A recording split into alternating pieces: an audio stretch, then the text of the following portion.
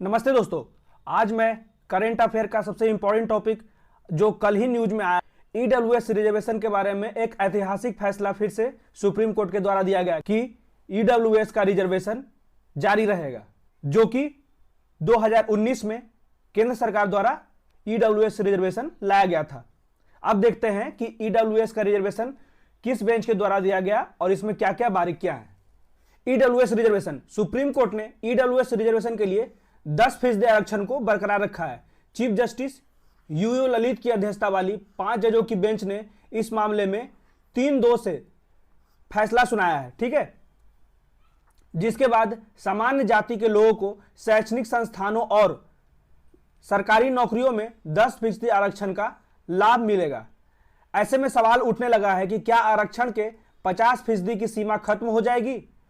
इस संबंध में सुप्रीम कोर्ट के 3 जजों ने यह माना कि सुप्रीम कोर्ट का जो यह फैसला है ईडब्ल्यूएस आरक्षण का, वो पूरी तरह से संवैधानिक है। कैसे है बताता हूं। तो इतिहास जो था ईडब्ल्यूएस रिजर्वेशन का, इंदिरा गांधी साहनी जजमेंट में आरक्षण की अधिकतम सीमा 50% रखी गई थी। मतलब कि देश में जितना भी आरक्षण होगा वो 50% से ज्यादा नहीं होगा, ठीक है। केंद्र सरकार की ओर से सुप्रीम कोर्ट में जारी की गई तत्कालीन अटॉर्नी जनरल के वेणुगोपाल सुनवाई के दौरान कहा था कि आरक्षण के 50% बैरियर को सरकार ने नहीं तोड़ा। क्यों नहीं तोड़ा? तो उन्होंने कहा कि 1992 में सुप्रीम कोर्ट ने ही फैसला दिया था कि 50% से ज्यादा आरक्षण नहीं दिया जाना चाहिए, ताकि 50% की जगह सामान्य वर्गों के लोगों के लिए बची रहे।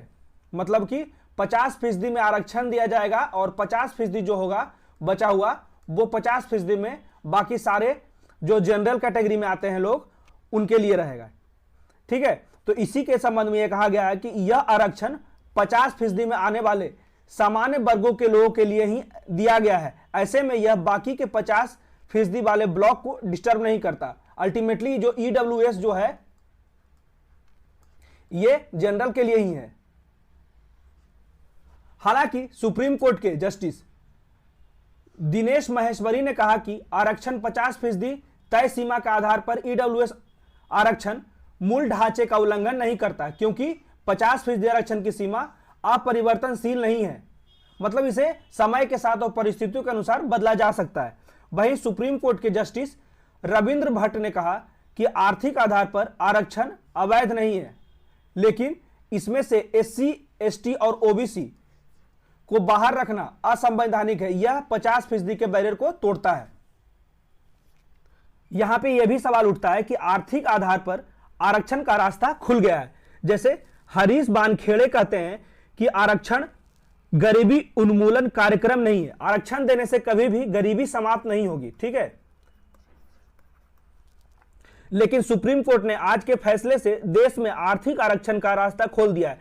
अभी तक आरक्षण सामाजिक और शैक्षणिक रूप से पिछड़े वर्गों को दिया जाता था, लेकिन अब आर्थिक रूप से पिछड़े लोगों को भी आरक्षण मिलेगा। भविष्य में आर्थिक आधार पर ही आरक्षण लागू करने की मांग जोर पकड़ सकती है। लंबे समय में से कुछ लोगों ने यह मांग भी किया है।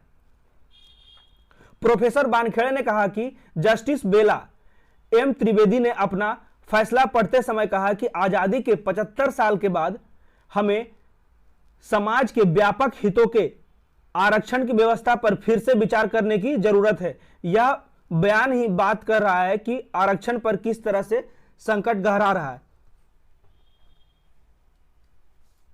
अब देखिए ईडब्ल्यूएस में कौन कौन आएंगे।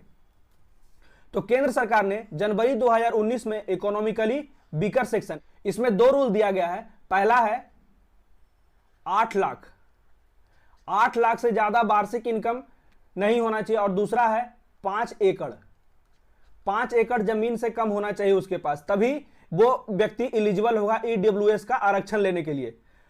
तो इसके तहत जो कमजोर सामान्य जाति के लोगों को आरक्षण देने का फैसला दिया जाता है, जिसके तहत सरकारी नौकरी से लेकर शिक्षण संस्थानों में 10% आरक्षण देने का प्रावधान है, जिसमें केवल जनरल कैटेगरी के गरीब लोगों को आरक्षण दिया गया है।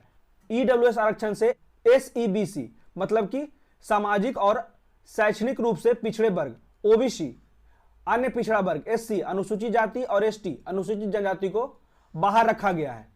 तो सुप्रीम कोर्ट के 5 जजों की बेंच में से 3 जजों ने ईडब्ल्यूएस आरक्षण को संवैधानिक माना है, जस्टिस दिनेश महेश्वरी, जस्टिस बेला त्रिवेदी और जस्टिस जे.बी. पारदीवाला ने पक्ष में वोट दिया था कि ये इकोनॉमिकली वीकर सेक्शन जो है, इकोनॉमिकली वीकर रिजर्वेशन जो है वो पूर्णतः संवैधानिक है। इसलिए 3-2 का जो बेंच है वो फैसला करने में सक्षम रहा कि ये सही है और ये जारी रहेगा।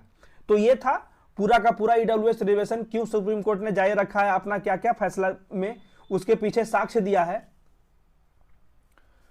तो ये था हमारा पूरा डिस्कशन। कैसा लगा जरूर बताइए वीडियो में कमेंट करके। Thank you so much.